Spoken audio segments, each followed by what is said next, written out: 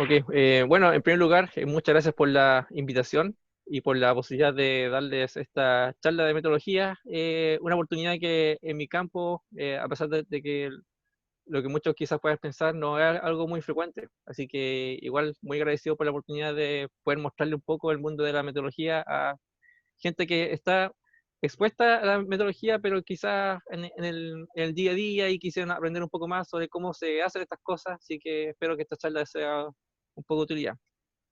Y entonces, como para partir de esta charla, les voy a contar algunos de los hitos que permitieron llegar a lo que tenemos ahora, que en el mundo de hoy existen aplicaciones que pueden darte el pronóstico del tiempo a 5, 7, hasta 10 días incluso, y nada de eso hubiera pasado sin la ocurrencia de los babilonios, que en el año 650 a.C. ya experimentaban con nociones de predicción del tiempo. Básicamente lo que hacían ellos era mirar la forma de las nubes y tratar de aventurar si es que el día siguiente iba a estar lluvioso o si por el contrario iba a estar más o menos agradable, y en base a eso planificar sus actividades. Ahora, el tema del pronóstico del tiempo es algo que en un principio se reservaba solamente como para sumos sacerdotes, instituciones así más o menos religiosas, y también los chinos hicieron sus propios métodos como para hacer pronósticos, y para ello utilizaron sus propios calendarios, cosas que de repente hasta el día de hoy algunas veces se sigue ocupando. Pero uno de los hitos más importantes que ocurrió en la antigüedad para el desarrollo de la metodología fue gracias a este señor, Aristóteles, que en el año 340 publica su tratado que es titulado Meteorológica. En este tratado, Aristóteles lo que hace es dar sus primeras teorías acerca de la formación de lluvias, la formación de nubes, tornados, huracanes, todos los fenómenos que actualmente experimentamos en el mundo de la meteorología. Él ya en ese entonces ya está intentando darle una explicación a por qué el aire se movía como se movía. Luego de eso fue necesario el desarrollo de la instrumentación como para medir los parámetros ambientales. Hasta 1835 lo que existía era la invención del barómetro, el instrumento que sirve para medir la presión atmosférica, el instrumento para medir temperatura, el termómetro, y el instrumento como para medir la humedad del aire. El desarrollo de ese instrumento tomó años, pasando por algunos bocetos de Da Vinci, de Galileo, y finalmente lo que ocurrió fue que en 1835, con la invención del telégrafo, se dio la oportunidad de que varias personas en distintos lugares registraran de manera casi simultánea las observaciones del tiempo. Y esos reportes, eh, compartirlos a una oficina central, y en esa oficina central hacer los primeros mapas meteorológicos.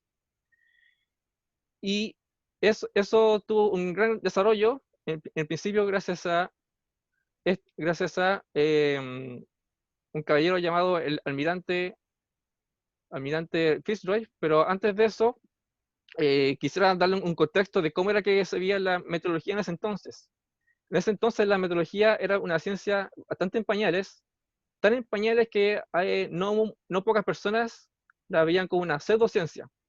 Y de hecho hay una cita muy famosa del director de la Royal Observatory que decía: cualquiera sea el estado del avance de las ciencias, ningún observador meteorológico confiable y cuidadoso de su reputación se aventurará a anticipar el estado del tiempo. O sea, lo que se hace con esta afirmación es ponerle una lápida a la ciencia atmosférica, tratarla como de pseudociencia, y que por cuidar la reputación de uno no debería aventurarse a hacer pronósticos, hasta que llega este caballero, que decía delante, el almirante Robert Fitzroy. Fitzroy era un navegante inglés, y uno de sus principales méritos fue estar en uno de los barcos con los que Charles Darwin pudo recorrer el mundo. Y este almirante tuvo el encargo de minimizar la pérdida de barcos, por ejemplo, de tormentas en el mar. Y puntualmente la pérdida del Royal Charter, un barco inglés muy importante del año 1859, hizo que el almirante Fitzroy dotara a los capitanes de barco con instrumentos meteorológicos, cosa de que eh, durante sus travesías eh, registraran la información atmosférica y que a su regreso a los puertos pudieran utilizarse esos datos como para empezar a construir mapas de cómo era la situación meteorológica en ese día en particular. Luego que Fitzroy armó una buena red de estaciones meteorológicas, él se atrevió y fue la primera persona en hablar sobre el pronóstico del tiempo. Y él, fíjense que acuña la palabra pronóstico del tiempo, alejándose de lo que se pensaba que era una pseudociencia. Por eso que tuvo mucho cuidado en no utilizar la palabra predicción ni profecía, ¿verdad? Entonces, la palabra pronóstico daba una seriedad de que lo que estaba intentando hacer él era en base a lo que estaba observando y no era algo que estaba aventurando sin ninguna base científica sólida. Y esta columna que sale acá corresponde a una lista de estaciones que él tenía distribuidas a lo largo de Inglaterra, donde se registran distintas variables meteorológicas, dirección del viento, por ejemplo, temperatura, humedad, presión. Y en este parrafito que está acá, estas 4 líneas corresponden al primer pronóstico del tiempo en la era moderna. Data del Times de Londres del 1 de agosto de 1861, y en base a estas observaciones, eh, él se atreve a pronosticar que la zona norte va a estar con viento oeste moderado y buenas condiciones, y así mismo para la zona oeste y la zona sur. Ahora, lamentablemente, con estos pronósticos, Fitzroy lo que quería lograr de ponerle un poco de seriedad al tema de la meteorología, de repente no lo podía hacer muy bien. Muchas veces él se equivocaba en sus pronósticos, muchas veces los taloides de esa época lo ridiculizaban, y de hecho Fitzroy, una vez que se retiró, tuvo un final muy triste. De hecho acabó con su vida, básicamente, así que fue muy fuerte lo que pasó. Pero sin eso, eh, 20 años después, más o menos, a inicios del siglo XX, ya se reconocía que en verdad hay un potencial de poder pronosticar los fenómenos meteorológicos, pero para hacer eso se necesitaba comprender cuáles eran las leyes que gobernaban la atmósfera, y un buen catalizador de esa comprensión fueron la ocurrencia de las guerras mundiales. ¿Por qué digo esto? Porque en el frente de batalla se necesitaba saber cuáles eran las condiciones meteorológicas como para minimizar las pérdidas, por ejemplo, por inviernos muy crudos, olas de calor, cosas que ocurren. Y clave para ese desarrollo fue tratar de conocer cómo era el estado del aire, no solamente en superficie, como se hacía hasta entonces, sino también en los niveles superiores. Y esta fotografía que está acá lo ilustra muy bien, que muestra un lanzamiento de un radiosonda, que son globos inflados con helio, que van con instrumentación meteorológica, entonces pueden medir temperatura, presión, humedad, viento, una pila de variables, entonces va registrando información a medida que el globo va ascendiendo en la atmósfera. Ahora, con esa información ya se podía armar más o menos un buen cuento de cómo era el estado del tiempo en distintas, en un cierto momento y lugar específico. Y con una red lo suficientemente densa ya podían hacerse este tipo de mapas que corresponden, por ejemplo, lo que estoy mostrando acá, en mapas de presión a nivel del mar para el 14 de agosto, que fue creo el fin de semana pasado, el viernes pasado. Y con eso entonces ya se podían hacer los primeros pronósticos. Ya con el desarrollo de los métodos numéricos de resolución de las ecuaciones, ya se podía ir afinando los pronósticos, siendo cada vez mejores, cosa de que hoy en día ya podemos contar con pronósticos ya de 3, 5 días y son absolutamente confiables, por lo general. Ahora, lo que se empezaron a dar cuenta que las personas, una vez que se generaban los mapas, era que empezaban a comenzar a aparecer rasgos característicos.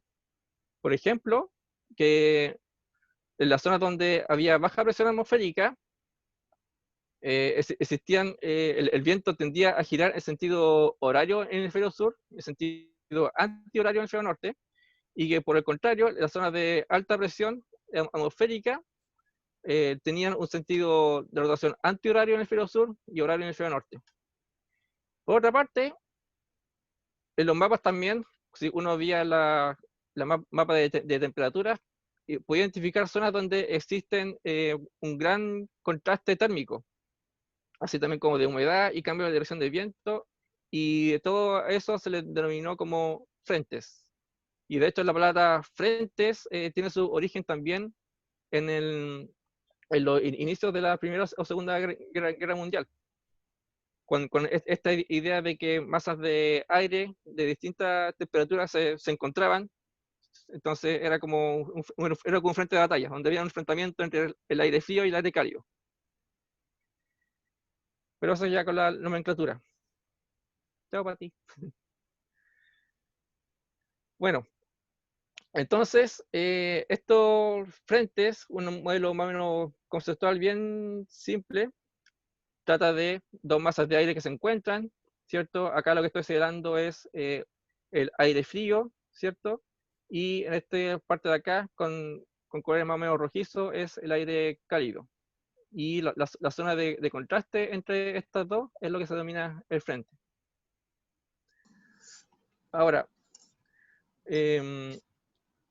este frente a menudo sufre perturbaciones, cosas de que aire frío comienza a avanzar haciendo retroceder el aire cálido y asimismo el aire cálido empieza a avanzar hacia el lado frío, haciendo que el aire frío retroceda. Todo esto genera una rotación, que es lo que está acá, donde el aire frío, ¿cierto?, va persiguiendo al aire cálido que está acá y el aire cálido trata de escaparse más hacia el sur en este caso. Lo que ocurre eventualmente es que esta estructura se envuelve y existen zonas donde se encuentra el aire frío y el aire cálido, ¿cierto? Y una vez que el aire frío termina de perseguir al aire cálido, ya la diferencia de temperatura desaparece, entonces el campo ya vuelve a tener una temperatura más o menos homogénea. Ahora, ¿cómo vemos esto en el ejemplo de una imagen satelital?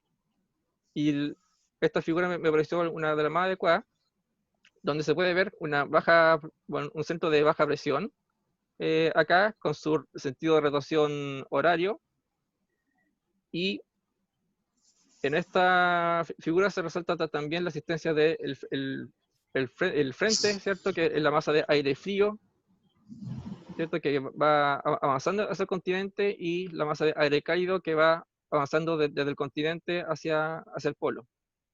Y asociado a este sistema frontal, por encima hay una onda, ¿cierto? Pero eso es algo que todavía no vamos a ver, así que lo importante acá es que se entienda que hay un centro de baja presión acá y que hay al que está asociado un aire frío y un aire cálido que va por delante. Ahora, para entender más o menos el concepto de frente frío, podríamos decir que es simplemente un aire frío que avanza y que va desplazando el aire cálido. Entonces, el sentido de desplazamiento, supongamos que es hacia la derecha, ¿cierto? Y a medida que este frente frío va avanzando, ¿cierto?, se va encontrando con el aire caliente, y lo que hace el aire caliente es ascender, porque se encuentra con esta barrera de aire frío. Entonces sube este aire húmedo, que contiene vapor de agua, el vapor de agua se condensa, forma nubes que por lo general tienen un gran desarrollo vertical, y eso provoca que en la zona del frente frío haya lluvia que por lo general es muy intensa. Y estas lluvias intensas son el principal tipo de lluvias que afectan acá en Chile. Se estima que cerca del 70 por ciento de la precipitación se debe al paso de frente frío por Chile. Ahora, como este aire caliente va ascendiendo, ¿cierto? A medida que asciende, se va encontrando con el viento de altura. Este viento de altura es capaz de formar la nube, eh, y lo que ocurre es que se empiezan a formar nubes que son como antecedentes de frente frío, como por ejemplo este tipo de nubes que se denominan alto cúmulo. Entonces, si uno estuviera parado acá, ¿cierto? Y empieza a observar este tipo de nubes, uno empieza a imaginarse de que eventualmente va a venir una tormenta. Algo así, y un ejemplo que les quiero mostrar de esto es de una imagen satelital tomada el 20 de mayo, donde se ve muy bien la estructura del frente. Este mapa que está acá es de nubes y de precipitación. Los manchones verdes son donde ocurre la precipitación más intensa. Y si uno se pone a ver los datos de precipitación en un visor de estaciones, que a todo esto le recomiendo harto esta página porque es bien buena. Uno puede ver cómo es la precipitación y la temperatura casi en tiempo real. Se puede ver que acá en la zona de Concepción, esta banda frontal de nube causó harta precipitación, sobre todo como en la zona acá de casi cordillerana. Así que eso es una aplicación muy buena del frente frío. Ahora, en el caso de frente cálido, se trata básicamente de aire caliente que va desplazando el aire frío. Entonces, este aire caliente, al encontrarse con el aire frío, va ascendiendo, ¿cierto? Y como esta aire caliente es dominante, empieza a ascender, así, como si fuera una tipo de escalera.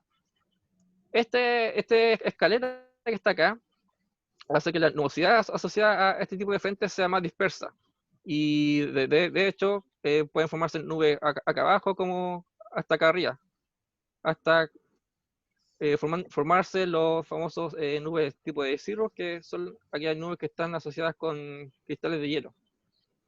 Estas son nubes muy altas, así que si un observador estuviera acá en la parte fría del sistema, uno al ver este tipo de nube sabe que se está aproximando un frente cálido y que como la nube está más desordenada en su estructura, ya se espera lluvia más suave y que eventualmente está llegando al cálido de la zona, dentro en un futuro más o menos cercano. Y bueno, la imagen satelital que acompaña el frente cálido es esta, tomada por el Servicio Meteorológico Argentino, donde se destaca la zona de aire cálido y aire frío, y acá está la diferencia de temperatura. Acá temperaturas muy agradables para el estándar argentino, y por acá aire más bien frío. Entonces, las personas que viven en este entorno esperarían que con el avance del frente, las temperaturas vayan aumentando en los próximos horas o días, a medida que dependiendo de la velocidad a la que se vaya moviendo el frente cálido. Bueno, y una aplicación de esto es esta imagen que se denomina la carta en superficie, ¿cierto? Donde lo que vemos acá es un centro de alta presión, lo que explica el día soleado que tuvimos hoy, ya que la alta presión impide que el vapor de agua ascienda y que por tanto forme nubes. Y por otro lado, lo que también vemos es que como en este sistema hay asociado un flujo de aire de tipo antihorario, eso favorece la entrada de aire frío. Es aire del polo que va entrando hacia el continente. Y por eso que se sienten los días fríos hoy. Y los desplazamientos de los frentes hechos de tal forma que no existe un frente frío muy potentes, están todos como en etapa muy temprana de desarrollo, salvo este que está por acá, que ya está entrando como a su fase de finalización. Así que ya con eso doy por terminada la charla, así que gracias y cualquier cosa, feliz de responder. Gracias. Bueno, Cristian, muchas gracias. Ya chicos, Ujú. es tiempo de iniciar a hacer y dejar sus dudas. Eh, Cristian, aparte de las aplicaciones que mostraste acá, ¿alguna que recomiendes que sea quizá un poco más accesible? Por ejemplo, yo uso Windy por lo menos, no sé si qué tan confiable sea con respecto al pronóstico. No sé si tienes tú algo más de información al respecto. Sí, bueno, cualquier aplicación de metodología que uno pueda bajar a su teléfono se basa en la salida de lo que nosotros decimos los modelos de resolución de, de meteorología. Entonces, todo eso va a depender por lo general de la zona a la cual tú quieras hacer pronóstico. Va a depender del modelo, básicamente. Si la zona en la que tú quieres pronosticar no se encuentra como, no es muy compleja, por ejemplo, si no existe mucha montaña o algo que perturbe los flujos de aire, el, el pronóstico va a tender a ser más certero que en zonas donde los cordones montañosos tienden a ser un poco más complejos como para que el modelo pueda verlo. Pero por lo general, cualquier modelo, incluso los más elementales, andan bien en el pronóstico, hasta de 3 a 5 días, incluso algunos hasta 7, pero recomendar alguna aplicación difícil, porque todos los modelos tienen sus pros y sus contras. Entonces, va a depender más o menos de eso. Pero por lo general, todo funciona bien. Sí, yo uso Windy porque de hecho me muestra como tres pronósticos distintos de tres modelos distintos. Y como que ahí siempre me voy por el peor. Em, Claro, el peor escenario. Exacto. Lo otro, acaba de decir algo importante, que el tema de que las montañas interfieren un poco con estas corrientes, ¿cierto? Sí. ¿Qué tan variable puede ser, por ejemplo, con un pronóstico al tener una altura, no sé, sobre 2000 metros por lo menos? Em, bueno, de hecho, ese tipo de pronósticos de alta montaña son más confiables que los que están en superficie, de hecho. Bueno, Eso básicamente porque el aire que impacta contra la montaña no está perturbado de antes, por decirlo así. En cambio, los que están en superficie eh, pueden impactar contra, no sé, pues, cerros pequeños, esos cerros deforman el flujo, cosas así. Entonces, y eso al final puede acarrear un delta, que está un pequeño error en el pronóstico que no muchas veces se va a considerar. bueno. O sea, a confiarle cuando sale el pronóstico a nivel, mientras más altura un poco mejor. Sí. Ya, veamos si hay dudas, chiquillos, en el chat o pueden activar su micrófono. ¿Cómo que, Dale, Oscar. Cristian? Una duda, tú hablaste como de la predicción en varios días de los pronósticos del tiempo. Yo entiendo, me lo contaron en realidad, no lo leí en ninguna parte, como que de ciertos días hacia adelante se basa más que todo como en valores estadísticos, más que instrumentales. No sé si eso será cierto. Sí. Y Bueno, no es cierto, o si es cierto, como que hasta cuántos días se considera fiable un pronóstico del tiempo. ¿Cuántos días antes? sí. ¿Cuál es la situación? Bueno, todo va a depender de cómo sea lo que nosotros decimos la condición inicial, de cómo se vea la atmósfera. Si tú tienes pocas observaciones, va a tener una representación que quizá no sería tan buena como lo sería si tú tuvieras totalmente representada la atmósfera. Y eso hace que, por ejemplo, que los pronósticos en el hemisferio norte, eh, en la escala que está hablando de días, tienden a ser mejores que en el hemisferio sur. Básicamente porque en el hemisferio sur hay mucho océano y es imposible eh, sacar datos de lugares remotos del océano. Por más que pasen muchos datos o por más que pasen muchos barcos o muchas huellas por ahí. Entonces, una de las claves de eso, ¿cómo decir? La representatividad que tú tengas, en cuántos puntos tú mides lo que quieres medir. Y lo otro es insisto, el tema del modelo usado como para resolver las ecuaciones de la física que, gobiernan que gobierna el movimiento del aire. Entonces, por eso se dice que por lo general hay algunos programas que hacen pronósticos a 7 hasta 10, 14 días, he escuchado incluso, pero por lo general y según la experiencia, 5 o 6 días como mucho ya es un límite más o menos aceptable de lo que un modelo puede pronosticar. Más allá de eso, y como el sistema es totalmente caótico, ya sería pura especulación, más que nada.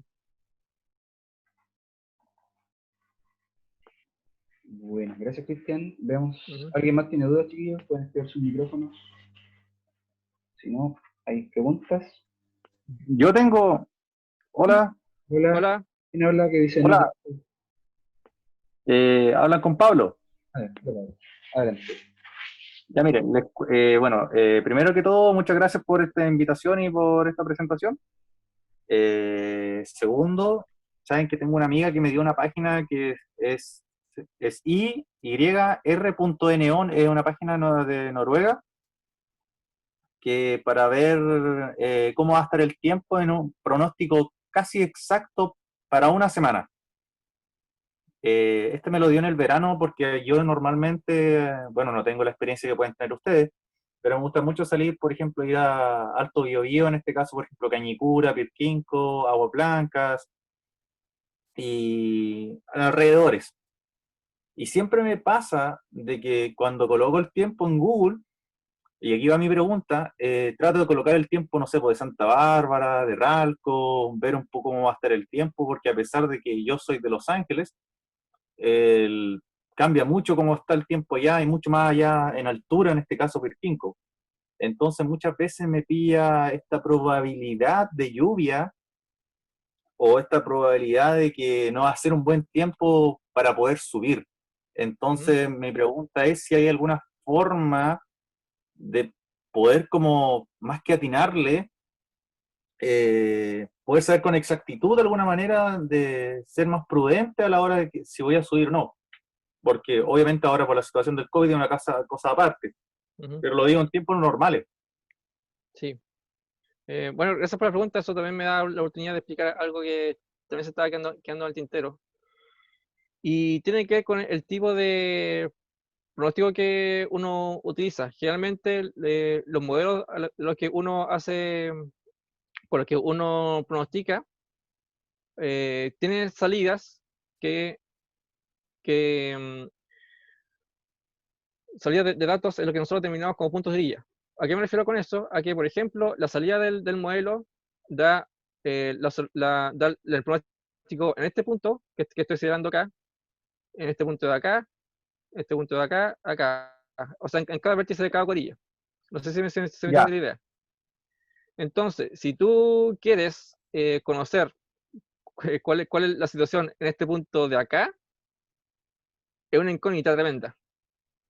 Entonces, lo que hay que hacer ahí es tratar de aproximar cómo se relaciona, en base a observaciones previas, cómo se relaciona este punto con el punto de acá, acá, acá, o si no, hacer como eh, echar a andar el modelo, pero con un distanciamiento entre puntos más pequeña, por ejemplo, entre los puntos que están, no sé si se alcanzan a ver que son como más chiquititos, estos puntos que están acá, sí, ¿sí? sí. Y en base a eso ya podrías tener algo que sería en teoría mejor que lo que te entrega un modelo que está resolviendo solamente en estos cuadrados grandes. ¿Me Ya, está ahí? Porque, sí, porque, porque tiene lo que se denomina mejor resolución espacial. ya, mira, Lo malo de eso es que hay que sacrificar ¿cierto? Mejor resolución a cambio de tiempo de cómputo. Y, Ya. y no sé, pues, asuntos de software, no sé, pues, de archivos, cosas como de que son más computacionales, numéricas, más que físicas. Ya, bien, mira, ¿sabes qué? ¿Por qué te pregunto también? Porque pasa que en tiempos anteriores, sean otoño o invierno, he subido y miro el tiempo, estoy una semana muy metido y no sé, de repente con un amigo dice, mira, ¿sabes que en esta página dice que en Pirquinco, o sea, en Ralco va a empezar a llover a las 5 de la tarde? La diferencia de Ralco a Pirquinco son como unos 50 kilómetros y empezamos, obviamente ninguno de nosotros es meteorólogo, pero empezamos a esa volada y empezamos a decir, ya significa que va a llover a tal hora. O sea, tenemos que armar la carpa a tal hora y muchas veces esos cálculos que sacamos solamente por descarte y por lo poco y nada que sabemos, llegamos a achuntarle, para decir la palabra, pero Claro, no es la idea. La idea es tratar de por lo menos tener un dato más contundente para que no nos pille la lluvia o un mal tiempo innecesario. Aunque ya sabemos que si, por ejemplo, está lloviendo en Nacimiento o Los Ángeles, es muy probable que esté lloviendo arriba, o esté nevando en este caso. claro. Em, sí, pues, es básicamente es por eso. Porque por lo general los modelos como que captan como a grandes rasgos lo que está pasando, pero en un rasgo espacial más pequeño, ahí empiezan a jugar otros fenómenos. Y esos otros fenómenos también perturban el aire, y como resultado de esa perturbación, el- el- el resultado del pronóstico puede variar un poquito, a pesar de que, como dices tú, la zona cercana a otro punto que sí está mejor representado. Es lo que Ya, se conoce como los microclimas. Por ejemplo, lo que ocurre en Walkie, tengo entendido también. Que de sí, repente con esos microclimas es difícil hacer como un pronóstico, ya que por lo general los modelos lo que hacen es como tomar el valor de la ciudad más cercana, o el punto más cercano. ya, Entonces, eso que dices tú, básicamente se mejora con analizando los datos previos, ¿cierto? Y por eso que hay que hacer también como harta investigación forense de cómo se ha ido comportando los eventos de lluvia con respecto a los eventos de lluvia que suceden en ciudades cercanas, cosas así. Cosas de ahí tener como una aproximación de cómo es la lluvia en el lugar donde tú vas, ¿cierto? Con respecto a la lluvia que está pronosticada en el lugar cercano. ¿Sí? ya, Entonces, sí. ya. Gracias. No, sí, me quedó bien claro varios puntos dentro de eso. Bacán. Lo que pasa es hay que ser precavido, ¿no? Sí, pues, de todas maneras. O atenerse a lo que el tiempo puede cambiar. Ujú. Sí, pero como digo, por lo general en la escala sinóptica, hasta 5 días por lo general son bien confiables estas cosas. Ah, bueno, lo voy a Sí, anotar al tiro. sí.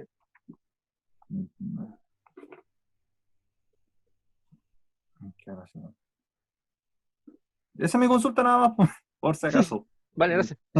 Dale, Bueno, soy alguien. ¿Alguien más que tenga dudas, chiquillos? Si no, para ir cerrando la charla de hoy. En un par de minutitos, si es que alguien consulta.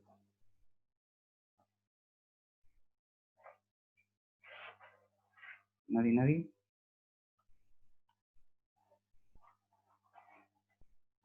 Parece que no.